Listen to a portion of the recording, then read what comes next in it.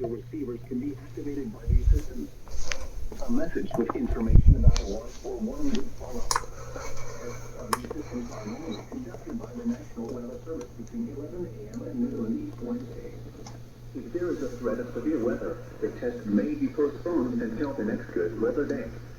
Repeating, this forecast of the specific area message including